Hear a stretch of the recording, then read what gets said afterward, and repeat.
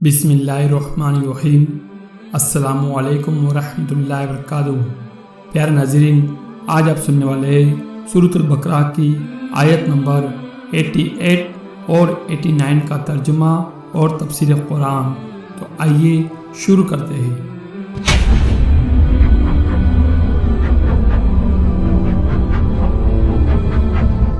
وقالوا قلوبنا غلف بل لعنهم الله بكفرهم فقليلا ما يؤمنون۔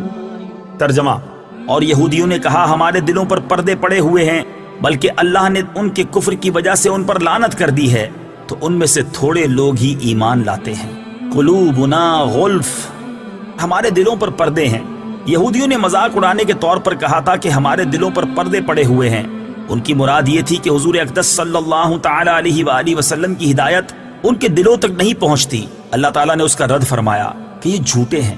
اللہ تعالیٰ نے دلوں کو فطرت پر پیدا فرمایا اور ان میں حق قبول کرنے کی صلاحیت رکھی ہے۔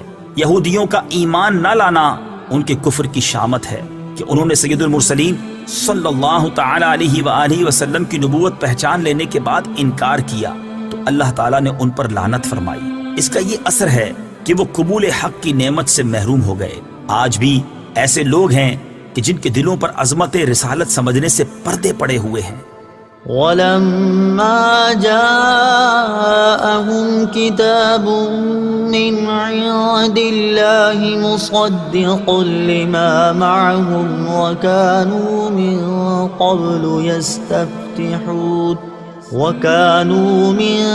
قَبْلُ يَسْتَفْتِحُونَ عَلَى الَّذِينَ كَفَرُوا فَلَمَّا جَاءَهُم مَّا عَرَفُوا كَفَرُوا بِهِ فَلَعْنَةُ اللَّهِ عَلَى الْكَافِرِينَ۔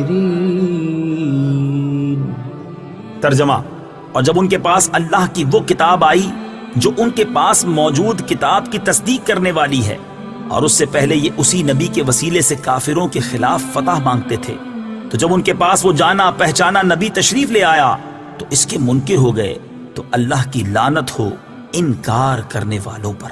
مصدقن، تصدیق کرنے والی، تفسیر صراط الجنان میں ہے۔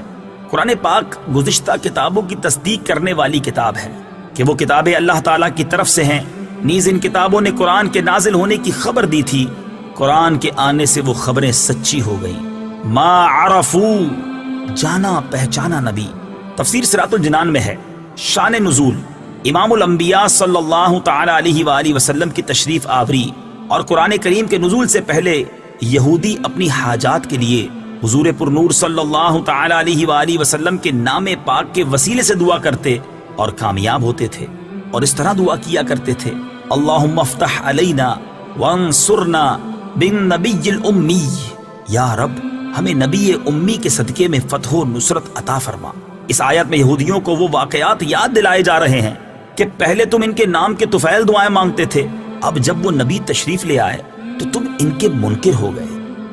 مخلوق کی حاجت روائی کا وسیلہ: اس سے معلوم ہوا کہ دنیا میں تشریف آوری سے پہلے ہی حضور پرنور صلی اللہ تعالی علیہ وآلہ وسلم کے توسل سے دعائیں مانگی جاتی تھی، اور حضور اقدس صلی اللہ تعالی علیہ وآلہ وسلم کے وسیلے سے پہلے ہی مخلوق کی حاجت روائی ہوتی تھی۔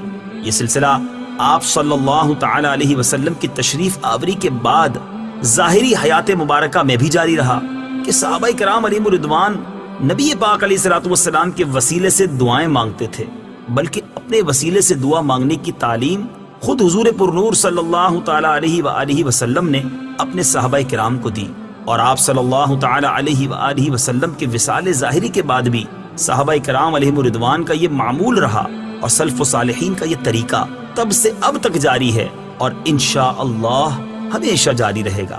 اعلیٰ حضرت رحمت اللہ تعالی علیہ فرماتے ہیں: وہ جہنم میں گیا جو ان سے مستغنی ہوا، وہ جہنم میں گیا جو ان سے مستغنی ہوا، ہے خلیل اللہ کو حاجت رسول اللہ کی۔